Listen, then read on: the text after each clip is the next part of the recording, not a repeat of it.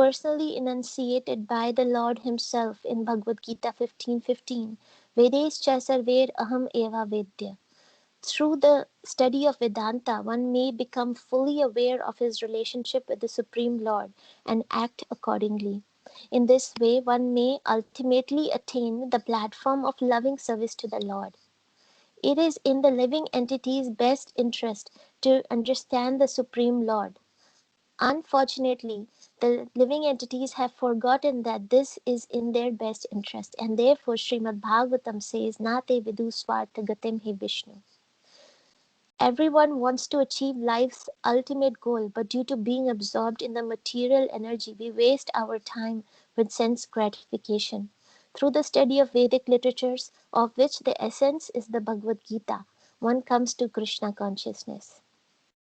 Thus, one engages in devotional service called Abhidaya. When the living entity actually develops love of God, he has reached the ultimate goal, Prayojan. In other words, one who becomes fully Krishna conscious has attained the perfection of life. So here Prabhupada starts the purport saying the conditioned soul is bewildered by the external material energy which fully engages him in sense gratification in various ways. So I was thinking that before we read Srila Prabhupada's books like Bhagavad Gita, Srimad Bhagavatam, we were also engaged in just sense gratification, eating, sleeping, mating, and defending, which we thought was the goal of our life. So basically, you work hard, you earn money, and you enjoy life. But Krishna is so merciful that he sent pure devotees in our life. And with the mercy of Srila Prabhupada and pure devotees, we got the understanding of difference between an animal life and a human life.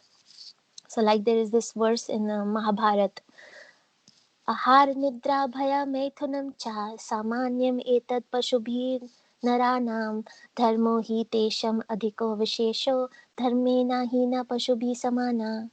That eating, sleeping, sex, and defense, these four principles are common to both human beings and animals.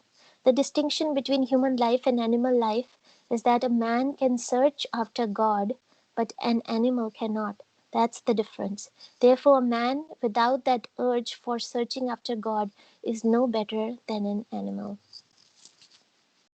So, unless we ask these questions of who am I, where I have come from, what's the goal of my life, and where will I go after death, who is God, and how do I make my life successful?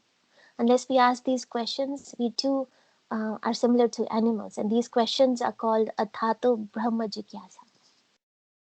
So, as the purport was saying, the Vedic scriptures, the Srimad Bhagavatam, Bhagavad Gita, they enlighten us of three things. There is Sambandh, there is Abhidaya, and then there is Prayojan. So, Sambandh means what is our relationship with Krishna. So, we should know that we are spirit soul, part and parcel of Krishna, and our constitutional position is Jivera Swarup Hoye, Krishnera Nitya Das. We are eternal servants of Krishna. And the prayojan, the goal of our life, as mentioned in the purport, was to develop Krishna Prem, love for God, and the abhidaya, which is the process to reach the goal, that is devotional service, bhakti. Now we have another verse in Chaitanya Charitamrita, this one. Nitya Siddha Krishna Prem Sadhe Kabunoy Shravanadi Suddha Chitti Karayodoy. That the pure love for Krishna is eternally established in the hearts of all living entities. It is not something to be gained from another source. But when the heart is purified by hearing and chanting, this love naturally awakens. So, hearing Krishna Katha, Srimad Bhagavatam, Bhagavad Gita, and chanting the names of the Lord would awaken this dormant Krishna prem in our hearts, and then our life will become successful. So, it all starts with Krishna Sambandh. So, if we know who Krishna is and what our relationship with Krishna is, then Abhidaya and Prayojan would automatically follow. So I wanted to talk about Sambandh more, and I have this article from Dandavad, Spiritual Amnesia. Um, can someone read this? I can read. Okay, Prabhu.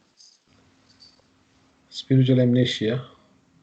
Imagine a millionaire's son traveling in a car on a hill.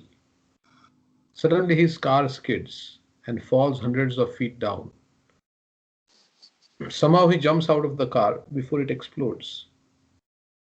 Fortunately, he falls on a sand dune in the valley. He survives but gets amnesia due to a blow on the head. The tribals residing in the valley rescue him and give him a name and role in their community. Though a prince, he now slaves as a woodcutter. His millionaire father comes searching for him, but he fails to even identify his own father. What to speak of returning back? His father has to employ a doctor who gives shock treatment to him. Though initially upset by the shocking, he eventually recovers from the amnesia. And then he returns back with his father to live happily ever after. Should I go on? Or- Yes, Prabhu. Okay. In the same way, we are all the beloved children of God, who is the King of all kings, the supremely wealthy person. Unfortunately, we have fallen from our original home, the spiritual world, down to this material world and are afflicted by spiritual amnesia. From our birth, society gives us an identity and a function. You are so, and your goal is to become so and so professional. And so we operate like programmed robots, struggling for the paltry sensual pleasures. Krishna comes to this world or sends his sons, prophets, or devotees to invite us back to our eternal joyful life with him. But we fail to even recognize our own eternal Father, let alone consider returning back to him.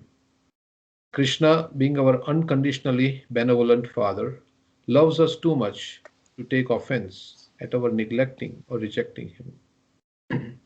However, our non cooperation compels him to employ material nature to give us shock treatment. The shock comprise of the threefold material miseries: adhyatmic klesha, mental stress, bodily disorders, etc. Adideva klesha, natural disasters, climatic inconveniences, etc. And adhibhautik klesha, quarrels, divorces, etc. And the fourfold material problems: old age, disease, death, and rebirth. Krishna doesn't want us to suffer, but if suffering is what is necessary to cure us, like any responsible father, he allows temporary material suffering for our eternal spiritual redemption. Srila Prabhupada, my spiritual teacher, said, the miseries of material existence indirectly serve to remind us of our incompatibility with matter in this world. How these miseries, though disturbing, impel intelligent people to go to the representatives of God, the sacred scriptures like the Bhagavad-Gita and saintly teachers. The enlightenment they offer commences the cure for our spiritual amnesia and paves the way for our ultimate spiritual reinstatement as divine princes. Who has Yeah. written the article? Mm, doesn't say that. Oh, okay, all right. Sorry, can go. Yeah. Thank you, Prabhuji, for reading. So, as the article says, that we are the son of the kings of all kings, Krishna, and we are meant to live a life of eternity full of bliss and knowledge, Sachit Anand, with him in the spiritual abode. But unfortunately, we have developed this spiritual amnesia in which we have forgotten that we are a prince, but instead we have kind of become like a beggar in this material world. We are working very hard to meet our needs and we are trying to enjoy the paltry pleasures. So, Krishna, he gives us a shock treatment in the form of material miseries. But the intention is not to make us suffer, but so that it's given so that our disease goes away and we come back to our Father. So I was hearing Amog Leela Prabhu, and he was giving a nice example. He said in Indian movies, he previously when we were seeing movies, we would have seen this story plot where a hero, when he loves a girl, but the girl is ignoring him, what the hero does is he hires some fake gundas And he tells them to tease the girl, and then when the girl is fearful, she'll call out for help, and then the hero will come and they will have a mock fight, and the hero will overpower, and the gundas will run away, and the girl will fall in love with the hero who saved her. So same thing, the miseries in our life are these fake gundas that Krishna has sent in our lives so that we can ask for help, and then when Krishna comes as a hero, we'll fall in love with him. So like this example. So actually, thinking about it, in material world there is no material happiness and no material distress. So we have this verse in Antilila 4:176. Dvaita भद्रा भद्रा ज्ञान सब मनोधर्म ए bhala ए मंद ए सब भ्रम. In the material world, conceptions of good and bad are all mental speculations. Therefore, saying this is good and this is bad is all a mistake. So, Prabhupada gives an example or analogy that this material world is like a dream, which we are seeing in a sleeping state, the state of ignorance.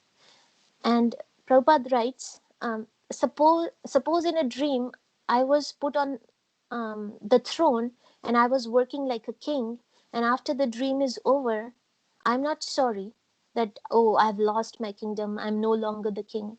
Similarly, in the dream, I'm seeing the tiger is attacking me and I'm crying, here is tiger and here is tiger, and save me. And the person besides me, he says, oh, why are you crying? Where is the tiger? So when the person is awakened, he sees that there is no tiger and he feels relieved. So like that, the material happiness and distress are that we are experiencing is just like a dream. It's an illusion. On the other hand, we can perceive real happiness and real satisfaction when we act according to our constitutional position of being eternal servants of Krishna and serve Krishna unconditionally and uninterruptedly, as this Bhagavatam verse says. Savai pumsam paro dharmo yatho bhaktir dokshje ahetuki apratihata yayatma suprasidati. The supreme occupation, dharma, for all humanity is that by which men can attain loving devotional service unto the transcendental Lord. Such devotional service must be performed unmotivated and uninterrupted to completely satisfy the self. So when we truly understand who we are and what's our relationship with Krishna, we will feel satisfied in just serving Krishna. Then we have nothing to lose or gain in this material world. Then we rise above the duality of this material world and will become sthita pragya. Like we memorize this verse. प्रजाहति यदा common servant Partha मनोगतान् आत्मनेवात्मनिर्तुष्टि स्थिता प्रज्ञ तदोच्यते. The Supreme Personality of Godhead said, O Partha, when a man gives up all varieties of desires for sense gratification which arise from mental concoction, and when his mind thus purified finds satisfaction in the self alone, then he is said to be in pure transcendental consciousness. And the next one was Dukheshva Anudvigna Mana Sukheshva Vigatas Svira Vitarag Bhaya Krodha Stita Dhir Muni Ruchate. One who is not disturbed in mind even amidst of the threefold miseries or elated when there is happiness, and who is free from attachment, fear, and anger is called a sage of steady mind.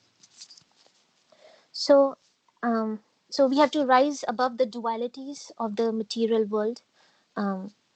Fear, anger, attachment, happiness, distress, and we can do so when we feel satisfied in our relationship with Krishna. But the greatest obstacle we face in forming our relationship with Krishna is we still think that there is something to enjoy in this material world. So Srimad Bhagavatam describes what is the greatest obstacle in our self-interest. We have this verse spoken by the Kumaras.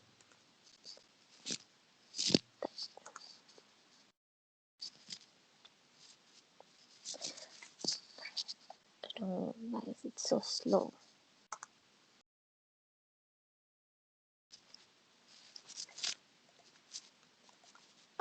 that the greatest obstacle is that we feel that there is something more pleasurable in the material world than our self realization.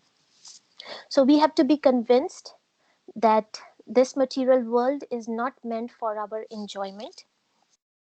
Yeah, there is no stronger obstruction to one's self interest than thinking other subject matters to be more pleasing than one's self realization. So we have to be convinced that in this material world, there is this material world is not meant for our enjoyment, that we cannot feel real happiness and satisfaction here. So Prabhupada gives several analogies to explain this point. We'll open this. So Prabhupada says that this material world is like a prison. It is meant for our rectification, to correct our attitude of being envious of Krishna. That because we know that we came to this material world because we were envious of Krishna. Ichha dvesha samuthena dvandva mohina bharata. So here you can see this person in the picture. Here he has both the key and item of sense enjoyment in front of him. If he is intelligent, he would try to get the key so that he can become free from this prison. But most people try to choose the sense gratification, and they like to stay within the prison. So let's see what Prabhupada says about that. The material world is a prison we should try to escape. Some of the living entities are relatively happy in better conditions of life, whereas others are in distressed condition of life. But factually, none of them are actually happy in material conditional life. No one can be happy in a prison life, although one may be a first class prisoner and another a third class prisoner. The intelligent person should not try to be promoted from third class prison life to a first class prison life, but should try to be released from the prison altogether. One may be promoted to first class prisoner, but the same first class prisoner can again be degraded to a third class prisoner in the next term. One should try to be free from prison life and go back home, back to Godhead. That's the real goal of all living entities. So if we remember that this material world is like a prison, then we will try to get out of it as soon as we can. Another analogy the Prabhupada gives is that of a finger separated from hand, or hand separated from the body. So Prabhupada says that the finger is part and parcel of your body, but if it is separated, amputated, it has no value. But so long it is joined with this body, its value is millions of dollars or more than that. If there is any disease, you can spend any amount to cure. Similarly, we at the present moment in the conditioned state of material existence are separated from God. Therefore, we are so much reluctant to speak about God, understand God, and have relationship with Him. We think that it's simply a waste of time. So when the finger is separated from the hand, then the finger is useless, it is dead. It cannot function as a normal finger. So if we are separated from Krishna, that's what our state is. Another analogy Prabhupada gives is that of a fish out of water. So Prabhupada says that if you take a fish out of water, you can give it a very comfortable velvet bedstead. But still, the fish cannot be happy. It will die. Because the fish is an animal of water. It cannot be happy without water. So similarly, we are part and parcels of the Supreme Spirit, Krishna. But we have left his association and we have fallen from the spiritual world because of our desire to enjoy in this material world. So unless we reawaken the understanding of our spiritual position and go back home, back to Godhead, we can never be happy. So just like the fish, it cannot be satisfied by anything other than going back into the water. We are spirit souls. We are Anandamaya Bhasat. We are pleasure seeking, but we cannot be satisfied by anything in this material world. Another one Prabhupada gives is that of a mirage in a desert. So Prabhupada says that in the desert there is an illusion of water, and the foolish animals become entrapped by such an illusion, and it runs after water in the desert, although there is no water at all. But because there is no water in the desert, one does not conclude that there is no water at all. The intelligent person knows well that there is certainly water, water in the seas, oceans, but such vast reservoirs of water are far, far away from the desert.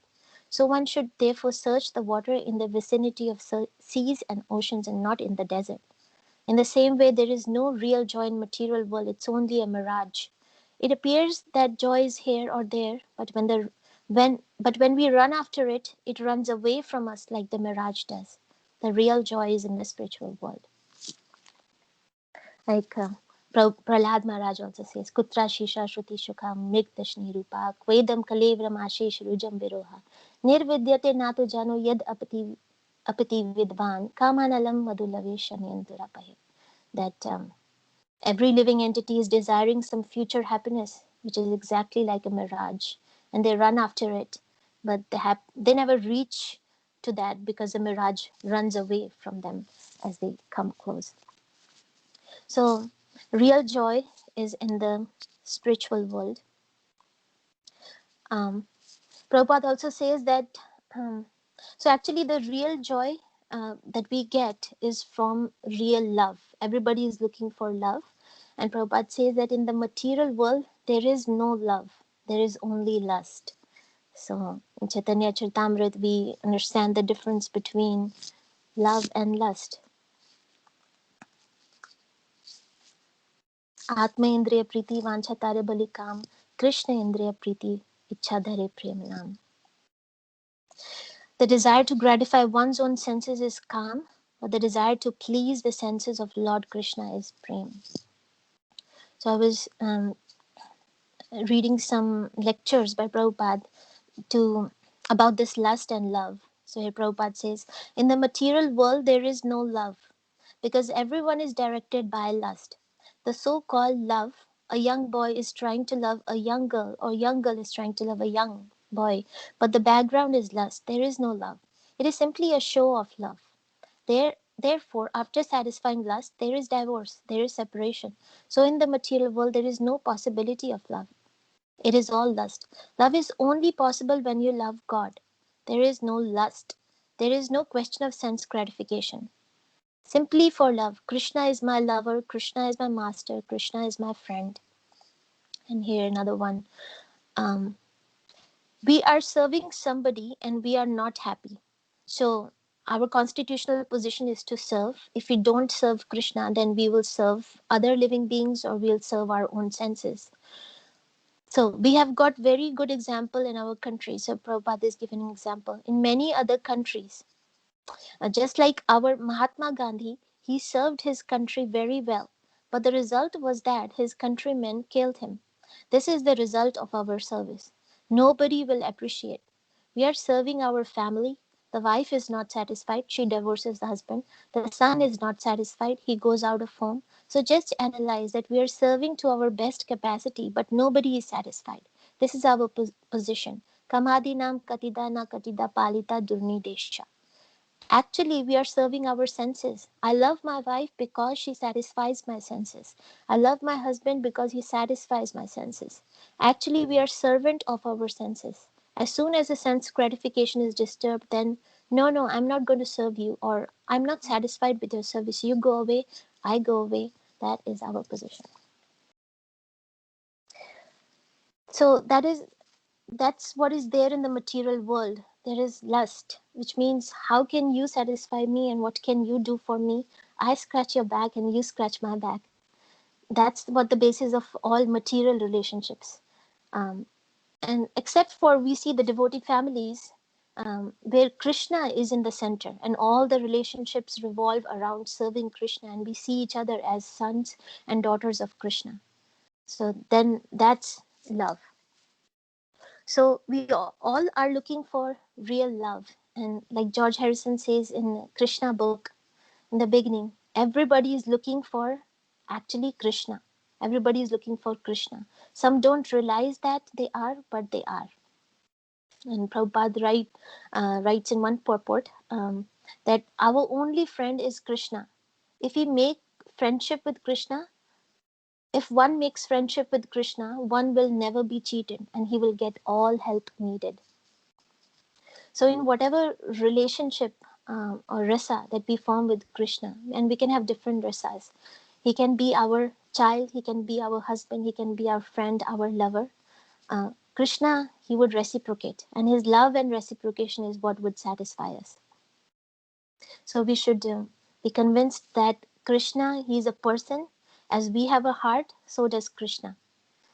As we were hearing from Sachinandan Swami, Sachinandan Swami was saying that chant with your heart.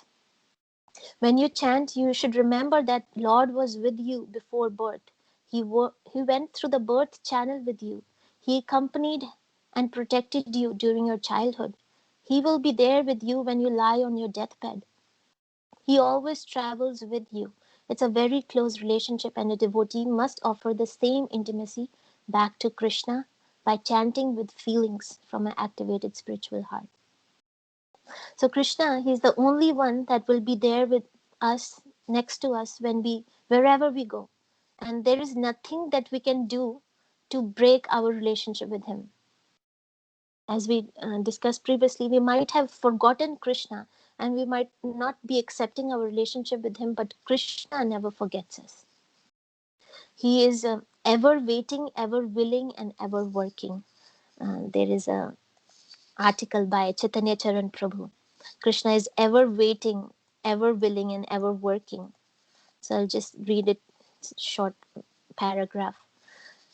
Krishna is ever waiting. In a friendship, if one friend neglects the other for a long time, it's natural and reasonable for the neglected friend to give up the neglecting friend.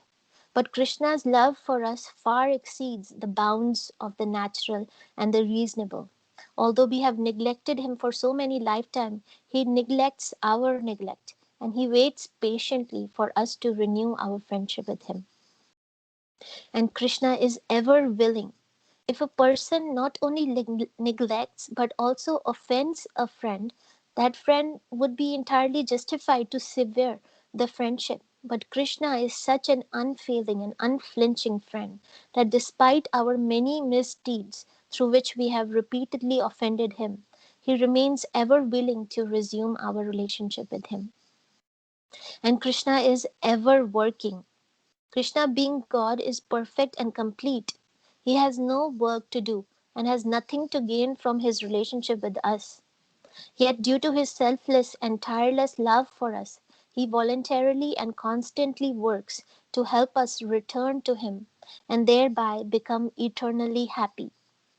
Srimad Bhagavatam 8.3.17 states that Krishna is tireless in his endeavors to help us. Srila Prabhupada elucidates in his commentary. Krishna is within our hearts and is not at all inattentive. His only aim is to deliver us from material life. It is not that he becomes attentive to us only when we offer prayers to him. Even before we offer our prayers, he incessantly tries to deliver us.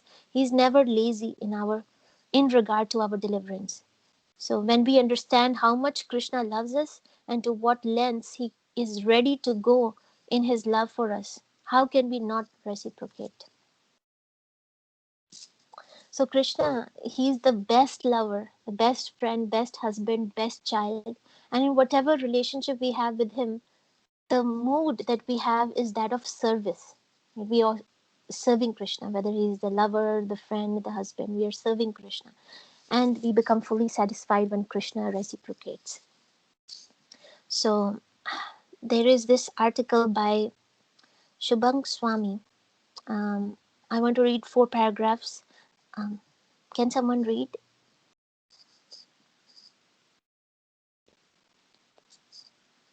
Yeah, I can read.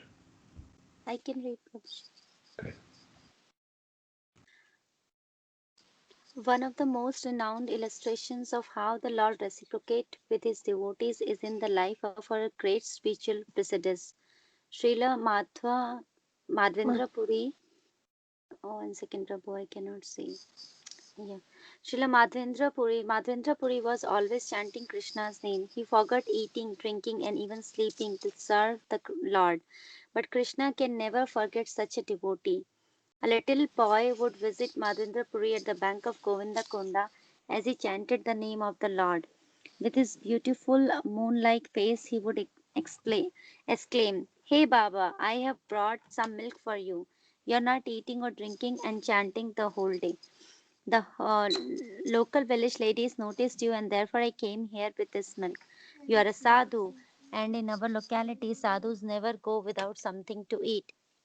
So Madhavendra Puri started to drink the milk, and it was so nectarian and sweet. He drank and drank and drank until it was all finished. He felt a little drowsy and fell asleep. In a dream, the same resplendent youth appeared and announced, "My dear Madhavendra, I am under the dirt in the bushes. Dig me up with the help of local villagers. I am feeling hot. Bathe me. Bring me lots and lots of food. I am hungry." The Supreme Lord Giridhari, the divine lifter of Govardhan Hill, himself appeared and gave darshan to Madhavendra Puri. In this regard, Sri Chaitanya Mahaprabhu therefore declared, "Who could be as fortunate as Madhavendra Puri?" The Lord Himself came to him and instructed him to serve. We should be eager, very eager, as Srila Prabhupada beautifully wrote in a poem. When will that day come when I'll be rolling on the ground with Krishna and playing with him? When will that day come when I am very eager to join with Madhu Mangal and steal sweets from Krishna? I will run onto the pastures with the cows and calves with Sridhama, Sudama, and Vasudhama, playing with Krishna and defeating him in sports. They will tell Krishna, they will then tell Krishna to carry us on his back, but Krishna will be reluctant. Sridhama will say, "Krishna cannot play with us. He doesn't play fairly." Krishna will argue, "I am the prince, the son of Nanda Maharaj. I don't have to obey you." And Sridhama will say, "Okay, you remain the prince and play by yourself, and we other cowherd boys will play together." Do we want to join in those pastimes? When will we be able to enter this into the divine pastimes of the Lord, to have a peep through the window of the spiritual realm?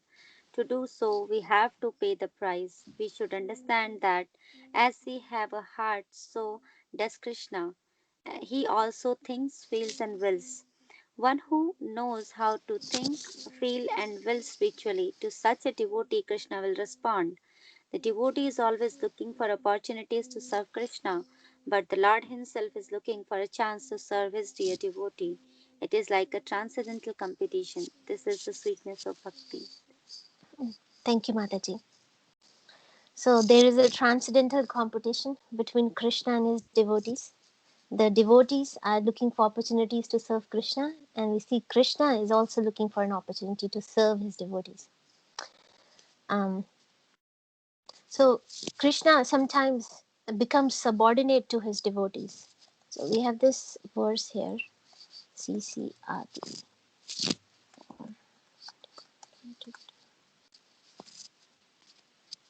मोरा पुत्र मोरा सखा मोरा प्राणपति ए भावे ये मोरे करे शुद्ध भक्ति आपने का बड़ा माने आमारे समाहीना सही भावे हाय आमी तहारा अधीना.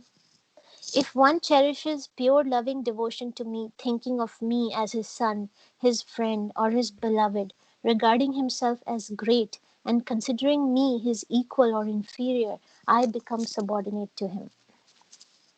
So there are several pastimes which shows this nature of Krishna, how he reciprocates with his devotees as the devotees desire, and sometimes he becomes subordinate.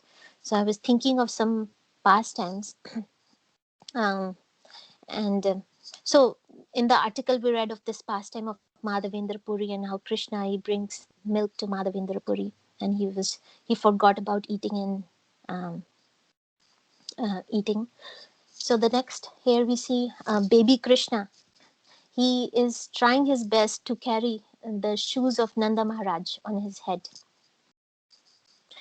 Um, Here is Krishna becoming a chariot driver of Arjuna, and he is following the orders of Arjuna like a menial servant. And we have Krishna is supplying unlimited sari to Draupadi. When Draupadi, she called out to him in full surrender. So first we know that Draupadi, she tried asking for help from all others present in the assembly. None of her 5 husbands were able to help her, nor anyone else in that big assembly of Kshatriyas. But Krishna immediately came to her rescue as soon as she called out for him. We have Krishna. He is combing the hair of Radharani. And we have Krishna in the Ras Leela, where Krishna, he replicated himself in as many forms as the gopis to individually reciprocate with them as they desired. Here, Krishna in the battle of Mahabharat, he is willing to break his own promise of not picking up any weapon to protect his friend Arjuna and also to protect the vow of Bhishma. We have Krishna, he falls at the feet of Srimati Radharani when Srimati Radharani becomes upset with Krishna and is in her man mode. We have Krishna eating lunch with his Gopa friends, and Krishna is eating their jhutha, the food that is already eaten by the Gopas. And when they're sitting in this circle with Krishna in the center, each Gopa is thinking that Krishna is only looking at me. And here is Krishna comes to rescue Gajendra. When Gajendra called out for help when he was attacked by the crocodile, Vishnu, he was rushing to save his devotee. It is said that this was the only time when Vishnu was running faster than his carrier Garuda, and his clothes were falling apart as he was in such a hurry to save his devotee Gajendra. Then we have Krishna washing the feet of his Brahmana friend Sudama. So Krishna, he snatched the bag of the chipped rice that Sudama was hiding, and it is said that Krishna, he ate 2 palmful of that, but then Rukmini stopped Krishna, and as he was about to eat the 3rd handful, and Rukmini said, "My lord, you have already eaten 2 handfuls, and you have made Sudama the lord of the 2 worlds. If you now eat the 3rd handful, where will you dwell? I myself have to become a maid servant of Sudama if you eat this 3rd palmful." So we see that Krishna, he was ready to give himself to Sudama. Then we have this picture of Vidurani, Vidura's wife. When Krishna came to her house unannounced, she was so ecstatic and surprised that she forgot what she was doing. So she was peeling the bananas and she was throwing away the fruit, the pulp, and she was giving the peel to Krishna. And Krishna was happily eating the peel. And here we see Vidura, he's running to stop her. He thinks that she has become mad. So the next picture is that of Krishna. He comes to kidnap Rukmini after he received the letter from Rukmini, who asked Krishna to come immediately and marry her. Otherwise, she'll give up her life. So Krishna immediately rushed to take her. And then we have this last picture. This is Satyabhama. She's asking Krishna to get her a parijata flower. So Krishna, in order to please her wife, he went to Indralok and he had to fight with Indra. And Krishna, he brought the entire parijata tree to satisfy his wife. And for this, Krishna is also called a henpecked husband. So as we hear about these pastimes, we should understand that Krishna is someone who loves his devotees. He loves us the most and can do anything and everything to have a relationship with us. So we read the entire Bhagavad-Gita yesterday, and throughout Bhagavad-Gita there are so many verses that Krishna is saying, telling us the process again and again of how we can come back to him, because he is desperate to have us back, to have a relationship with us. So we have Bhagavad-Gita 8.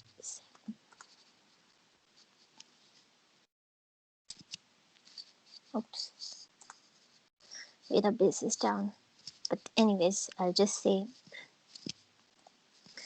Um, so Bhagavad Gita 8:7 says, "Therefore, Arjuna, you should always think of me in the form of Krishna, and at the same time carry out your prescribed duties of fighting. With your activities dedicated to me and your mind and intelligence fixed on me, you will attain me without doubt." So that's Bhagavad Gita 8.7. Bhagavad Gita 9.34, Krishna says, engage your mind always in thinking of me. Become my devotee, offer obeisances to me, and worship me, being completely absorbed in me. Surely you will come to me. Bhagavad Gita 10.10. To those who are constantly devoted to serving me with love, I give the understanding by which they can come to me. Bhagavad Gita 11.55. My dear Arjuna, he who engages in my pure devotional service, free from contaminations of fruitive activities and mental speculation, he who works for me, who makes me the supreme goal of life, and who is friendly to every living being, he certainly comes to me. Bhagavad Gita 12.8. Just fix your mind on me, engage all your intelligence in me, thus you will live in me always without a doubt. Bhagavad Gita 18.65. Always think of me, become my devotee, worship me, offer your homage unto me, thus you will come to me without fail. 1868. For one who explains this supreme secret to the devotees, pure devotional service is guaranteed, and at the end, he will come back to me. So, several verses, Krishna is saying, come back to me. So, why is Krishna repeating the same things over and over? The path of coming back to him. This is because Krishna is desperate to have us back with him in his abode, and he wants everyone to enjoy life of Satchit Anand with him. He wants to relieve us of suffering in this material world. And he very much desires to have a loving relationship with each one of us. And it's a unique loving relationship that we all have with Krishna. And if we take one step towards Krishna, Krishna will take 10 steps towards us. And Krishna came as Chaitanya Mahaprabhu, the most merciful incarnation, to bestow upon us which no incarnation has ever offered before. So we have this verse in Chaitanya Charitamrita. I think the Veda base is down. But Chaitanya Charitamrita Adi Leela 1.4. Anarpita charim chirat karuna avitarana kalo samarpiyatam anutvajvala rasam swabhakti shriyam. Okay, it's back. Hari Purata Sundara Dyuti Kadamba Sandipitaha Sada Hridaya Kandare Spuratu Vah Sachinandana. So this verse says that may the Supreme Lord, who is known as the son of Srimati Sachi Devi, be transcendently situated in the innermost chambers of your heart. Resplendent with the radiance of molten gold, he has appeared in the age of Kali by his causeless mercy to bestow what no incarnation has ever offered before, the most sublime and radiant mellow of devotional service, the mellow of conjugal love. So Chaitanya Mahaprabhu has freely given this mellow of conjugal love, distributed it to everyone. And Chaitanya Mahaprabhu has given us this powerful medicine of the holy name to relieve us from this disease of amnesia, the forgetfulness of our relationship with Krishna, and so that we can awaken our love for him in our hearts. And we should know that this holy name of Krishna, it's non-different from Krishna. We have this verse, Nam Chintamani Krishna Chaitanya Rasa Vigraha Purna Shuddha Nitya Mukto Abhinatvan Nam Namino. The name of Krishna is non-different from Krishna. So as we chant, we should know that we are associating with Krishna. I want to read this affirmation. These are japa affirmations by Mahatma Das Prabhu. I want to read two. So the affirmation is, before we start to chant, we say this to ourselves. I treat the Mahamantra as Radha and Krishna fully present in sound. So can someone read? I can read, Mataji. Sure, Mataji.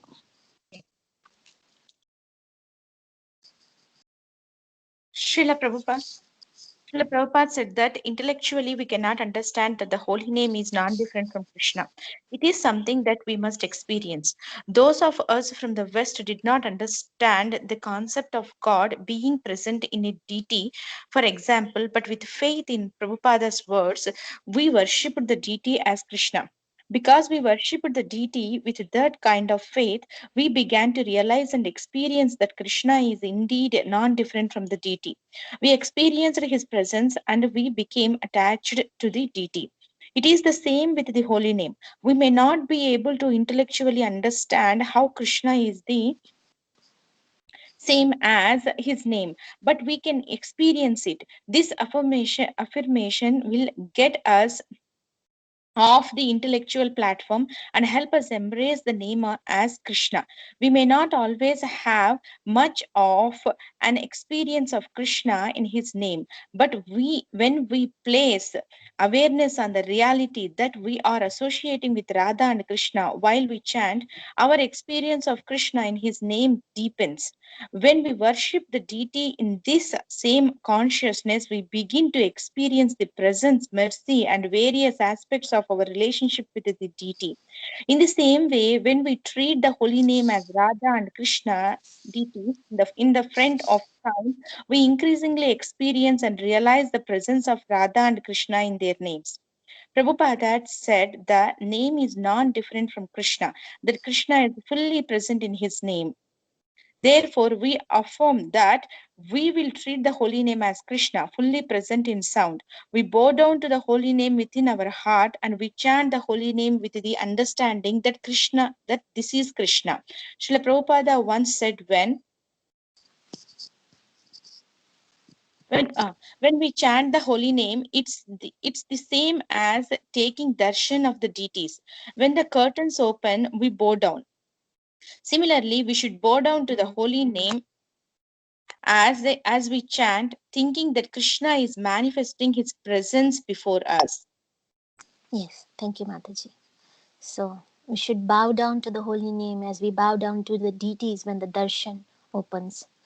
And then there's a short one I can read. I chant in full awareness that the holy name is my greatest treasure. This is similar to the last affirmation and is based on the Harinam Chintamani. The holy name is the greatest jewel in the Lord's treasury because the holy name awakens our love for Krishna, and this love is our greatest wealth. At the same time, to have a relationship with us is one of Krishna's most cherished desires. Although he has everything, he doesn't have our heart, and he hankers for it and is anxiously waiting for us to return to him. And since the Mahamantra will cause us to give our heart to Krishna, he will get from us what he most desires through the Mahamantra. The holy name not only gives us the strength we need to continue in Krishna consciousness, but also fully reveals our eternal form, relationship, and service.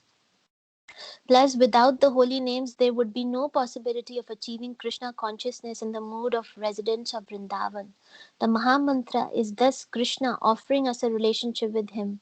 If we chant his name without offense, we will revive that relationship and we will please Krishna. What could be more valuable than this?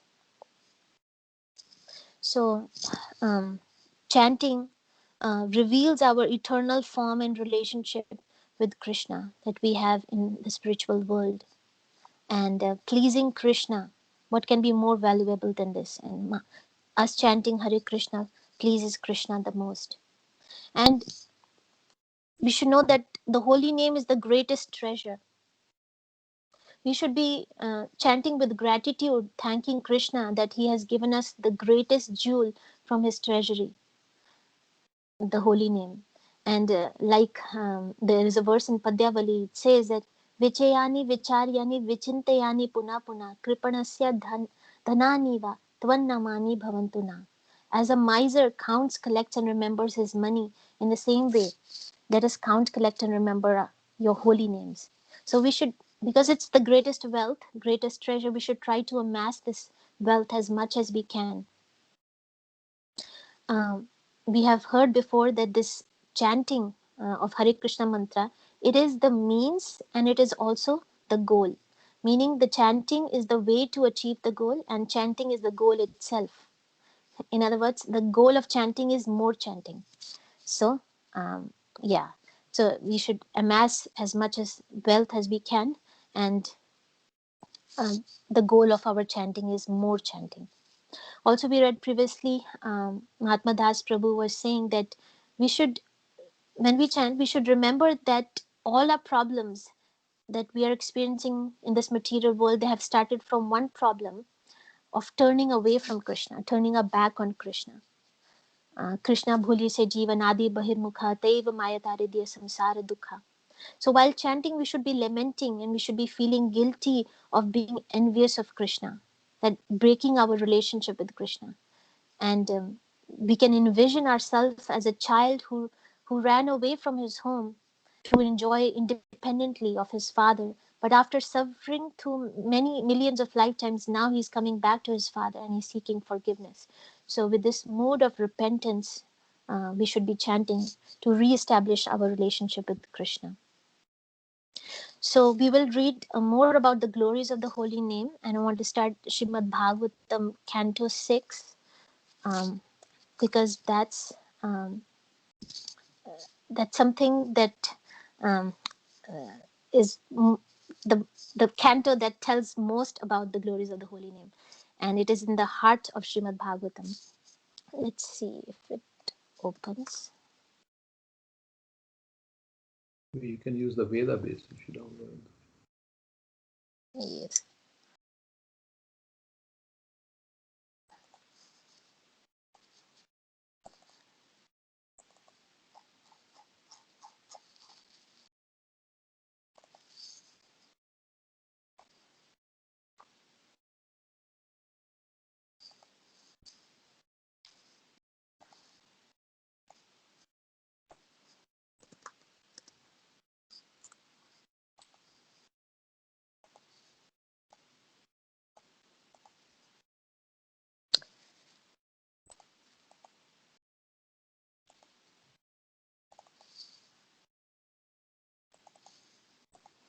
Okay.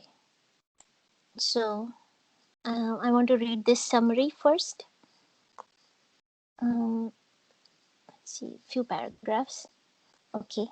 Does someone want to read the summary of Canto 6? We starting with the history of the life of Ajamila chapter.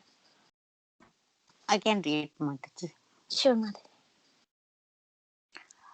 Throughout Srimad Bhagavatam, there are descriptions.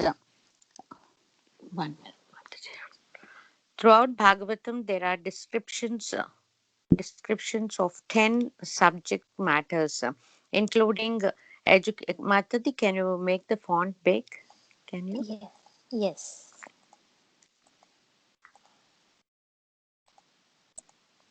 Yes. Oops. No, it didn't work. Okay, Mataji.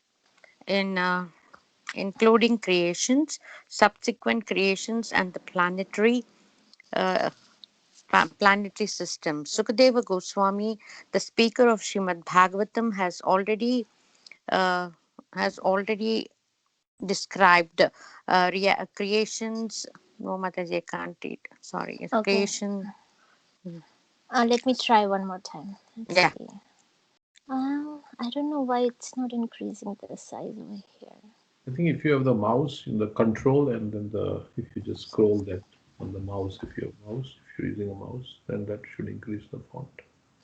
That's how I generally do it. You can do it other ways also. You can also do with your fingers, Prabhu. I was able to increase the If you size. have touch screen, yeah, if you have touch screen laptop. yeah. Uh, Let me see if it. Otherwise, I can read. No Yeah. problem, Mataji. No, even in the fingers, it's not becoming big, Mother. Okay, here. Okay. Yeah, I got it. Yeah. Yeah, I can know. Yeah. Thank you, Mataji. And the planetary system, Sukadeva Goswami, the speaker of Srimad Bhagavatam, has already described creation subsequent creations and the planetary systems in the third, fourth, and fifth canto. Now, in the sixth canto, which consists of 19 chapters, he will describe Poshana or protection by the Lord. The first chapter relates the history of Ajamila, who was considered a greatly sinful man, but was liberated when four order carriers of Vishnu came to rescue him uh, from the hands of uh, from the hands of the order carrier of Yamaraja. A full description of how he was liberated, having been relieved of the reaction of his sinful life, is given in this chapter. Sinful activities are painful, both in this life and in the next. We should know for certain that the cause of all painful life is sinful action. On the path of fruitive work, one certainly commits sinful activities, and therefore, according to the considerations of karma kanda, different types of atonement are recommended. Such methods of atonement, however, do not free one from ignorance, which is the root of sinful life. Consequently, one is uh, prone to commit sinful activities even after atonement, which is therefore very inadequate for purification. On the path of speculative knowledge, one becomes free from sinful life by understanding things as they are. Therefore, the acquirement of speculative knowledge is also considered a method of atonement. While performing fruitive activities, one can become free from the actions of sinful life through austerity, penance, celibacy, control of the mind and senses, truthfulness, and the practice of mystic yoga. By awakening knowledge, one may also neutralize sinful reactions. Neither of these methods, however, can free one from the tendency to commit sinful activities. By bhakti yoga, one can completely avoid the tendency of for sinful life. Other methods are not very feasible. Therefore, the Vedic literature concludes that devotional service is more important than the methods of karma kanda and gnana kanda. Only the path of devotional service is auspicious for everyone. Fruitive activities and speculative knowledge cannot independently liberate anyone. But devotional service, independent of karma and gnana, is so potent that one who has fixed his mind at the lotus feet of Krishna is guaranteed not to meet the Yamaraja, the order carriers of Yamaraja, even in dreams. To prove this, to prove this strength, can you scroll little down, Mataji? To prove the strength of devotional service, Sukadeva Goswami described the history of Ajamila. Ajamila was a resident of Kanyakubja, the modern Kannauj. He was trained by his parents to become a perfect Brahmana by studying the Vedas and following the regulative principles. But because of his past, the youthful Brahmana was somehow attracted by a prostitute, and because of her association, he became most fallen and abandoned all regulative principles. Ajamila begot in the womb of the prostitute 10 sons, the last of whom was called Narayana. At the time of Ajamila's death, when the order carriers of Amaraja came to take him, he loudly called the name Narayana in fear because he was attached to his youngest son. This he remembered the original Narayana, Lord Vishnu, although he did not chant the holy name of Narayana completely offenselessly. It acted nevertheless. As soon as he chanted the holy name of Narayana, the order carrier of Lord Vishnu immediately appeared on the scene. A discussion ensued between the order carriers of Lord Vishnu and those of Yamaraja, and by hearing that discussion, Ajamila was liberated. He could then understand the bad effect of fruitive activities and could also understand how exalted in the process of devotional service. Can you scroll, Mataji? Yes, thank you, Mataji. It's Okay, thank finished. you. Hare Krishna. Thank you. Hare Krishna. Hare Krishna. Hare Krishna. So, this Srimad Bhagavatam is compared to the body of the Lord, and each canto represents some part of the Lord. So I was seeing this verse in Padma Puran, and it says that the first and second cantos of Bhagavatam are Krishna's lotus feet. The third and fourth canto are his thighs. Fifth canto is his navel. Sixth canto is his chest. Seventh and eighth canto are his arms. Ninth canto is his throat. 10th canto is his beautiful lotus face. 11th canto is his forehead, and 12th canto is his head. I bow down to that Lord, the ocean of mercy, whose color is like that of a Tamil tree, and who appears in this world for the welfare of all. I worship him as the bridge for crossing the unfathomable ocean of material existence. The Bhagavatam has appeared as his very self.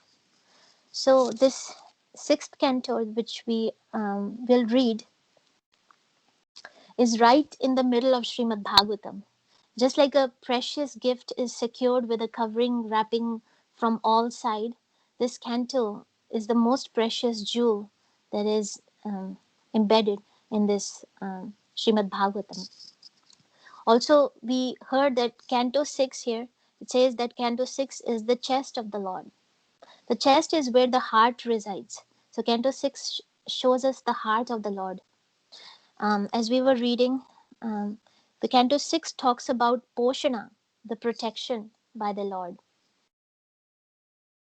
So, which shows how Krishna, he's ready to offer protection to his devotees, even if the devotees, they transgress the laws of dharma, they perform sinful activities, but still Krishna gives them protection. So I wanted to open this verse 21, if it opens. So here in this Chaitanya Charitamrita verse, the different subject matters of Srimad Bhagavatam are discussed. There are 10 subject matters in Srimad Bhagavatam. Sarga, Visarga, Sthan, Poshana, Uti, Manavantra, Ishanukatha, Nirodha, Mukti, Ashraya.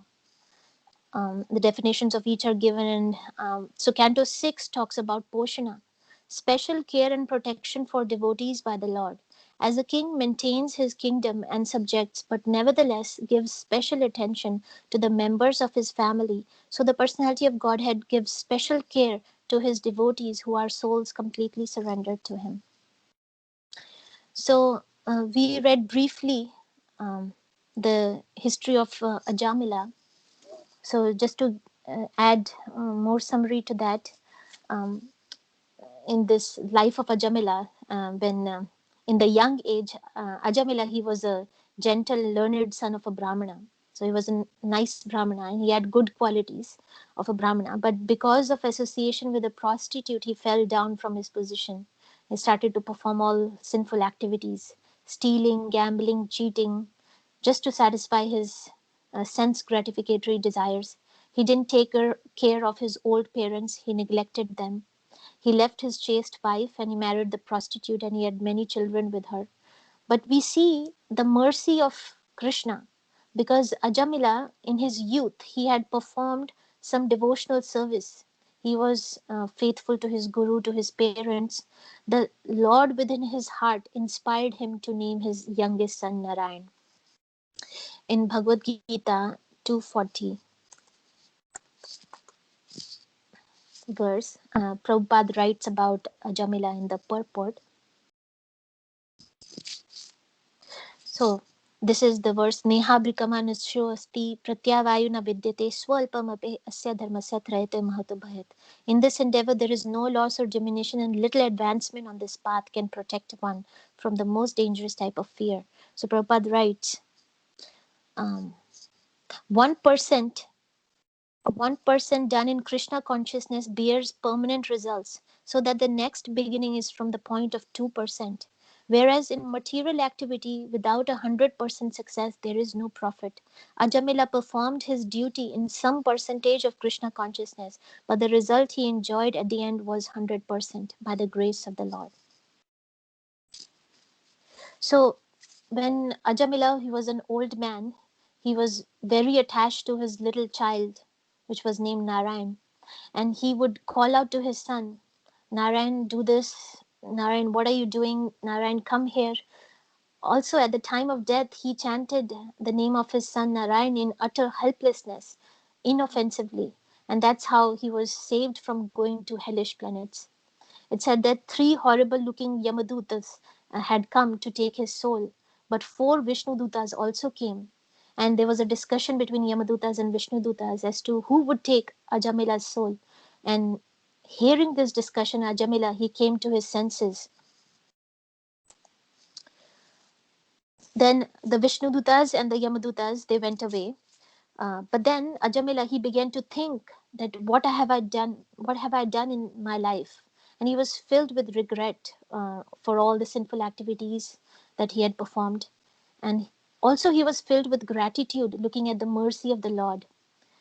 So then Ajamila, he left his home and he went to Haridwar, and at the banks of Ganges, he immersed himself in Harinam Kirtan, chanting the holy names, serving the devotees, and he was remembering Krishna in the core of his heart. And in this way, Ajamila, he purified his life. And after he was completely purified, the four Vishnu Dutas came when it was time for him to leave his body. Vishnu Dutas came and they transported him to the spiritual world, Vaikuntha.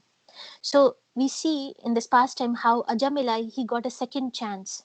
After he heard the discussion between Vishnu Dutas and Yamadutas, there's also a small book of Prabhupada. It's called A Second Chance.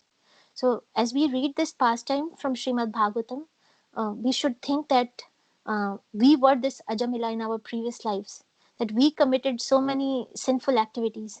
But Krishna, he is so merciful that he has given us a second chance, that this life to practice Krishna consciousness. And he sent Srila Prabhupada and devotees in our life to remind us of our ultimate goal. Um, so now we should use our second chance, like Ajamila did, to take up Krishna consciousness with exclusive determination, single pointed focus, Vyavasatmika Buddhi, and we should return home back to Godhead in this very life. So I'll end with these words of Prabhupada to Bhakti Charu Swami Maharaj. So Prabhupada said, just offer this life to Krishna. For many, many lifetimes, you have been trying to enjoy, but you can see that you're not satisfied. Just offer this life to Krishna and see what happens. Even if nothing happens, what is the loss? After all, it is just one life out of so many.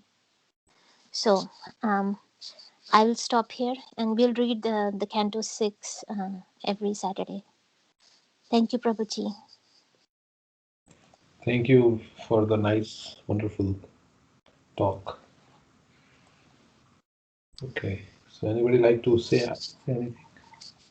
Anybody like to ask Thank you anything? so much, Mataji. It's a very, very nice class. You covered a lot of points and you pulled a lot of references from the scriptures too. And it's really an nectarian class. Thank you, Mataji. Thank you, Mataji. Anybody has any comments? Mataji, I like your screen. Mataji, Hare Krishna, yes. I liked your screen of the picture you showed of Yeah. Krishna. Thank you. Picture It was very nice. is worth 1,000 words. So Tulsi liked the pictures. Okay, we'd also like to welcome Kapil. Is Kapil there on the call? If he's there. Kapil. I see him on the call, but maybe he's muted. Hello, Yeah. good morning. Hare Krishna. So this is what we do every morning. So, Hare Krishna. Hare This is Kapil. Yeah. If you want to say anything to the group, you want to say something about it. Yes, Hare Krishna. Hare Krishna. So, thanks to Prema Sindhu Das ji, this is my first time and I'm enjoying it. But I have a question. I see that there is some recording going on. Yeah, generally we have a recording. Somebody missed, then there is a recording, so we Correct. can play. See, I joined a little late, and how can I get to the recording? So after the call ends, you will see in the chat the recording will show up in the, so you can download it or you can play it. Okay. Well, I'm very glad that Prema Sindhu Das ji invited me. So this is my first time, and whatever little I heard, I liked very much. So I plan to play the recording, and so is this every day or only Yeah, Saturday? every day, 7 to 8 morning. Okay. Before that, we do japa. So we start around 4, 3, 3:30 for japa. So till 7 we do japa. And then we have 1 hour. Okay, thanks. Hare Krishna. Hare Krishna. Okay, so nobody has anything to say. We'll stop here. Hare Krishna Prabhu. Yes. I just wanted to say thank you to Mataji. It was a very nice class. Thank you, Mataji. I was also thinking that we read about this, we heard that class by Gaur Govind Swami. He was saying how spiritual amnesia, when we were reading that article about spiritual amnesia, how Krishna gives us shock treatment, basically to cure us. And then Gaur Govind Swami was also saying that Maya gives us lashes. Uh, so lashes in the form of miseries. So that we can turn to Krishna. The purpose of this material world is twofold. One is to enjoy, because we have a desire to enjoy separately from the Lord. So Krishna has created this simulated world where we can think we are in the center, and we can enjoy and we can enjoy independently of Krishna. And the second is, in that way, he wants to also rectify us, because after some time we try to enjoy, we find out, oh, it's not working, it's not working out. But it is not so easy to come to this conclusion that it's not working out. So, but Krishna has made it like that. That is the shock treatment. He gives a shock treatment in the form of this miseries of birth, death, old age, disease, and adhyatmik, adi bhautik, and adi devik miseries, so that we come to ask the pertinent questions in life. Who am I? Where have I come from? Otherwise, we will never ask these questions without suffering. Generally, I mean, unless you are very intelligent. But when one goes through some distress, then you, you try to find out, okay, why? What is it all about? And so Krishna has given us this. So that's what I was thinking also. Also, the other thing you were mentioning about, ever writing, ever waiting, ever willing, ever working. So we should not misuse Krishna's ever willingness. Sometimes we have this tendency to think, oh, I can do whatever I like because Krishna is ever going to wait for me. He's ever willing. That is true, but we should not take that as a license to do things which are not favorable for Krishna consciousness. Because Krishna is so kind, he will understand. Like that. So we should not exploit his ever willingness and take his friendship lightly. So that is also there. I was thinking about it. Okay, so we'll stop here. Thank you very much for joining today. Hare Krishna. Huh? Thank you, Prabhuji. Hare Krishna. Hare Krishna. Hare Krishna, Prabhuji. Thank you, Mataji. Sugandha Mataji. Thank you, Have a Prabhuji. lovely Hare class. Krishna. Hari Bol. Thank you. Thank you, Mataji. Thank you. Hare Krishna. Hare Krishna. Thank you, Mataji. Thank you, Prabhuji. Hare Krishna. Krishna. Thank you, Prabhu, for letting us read yesterday. Thank you, Mataji. Hare Krishna.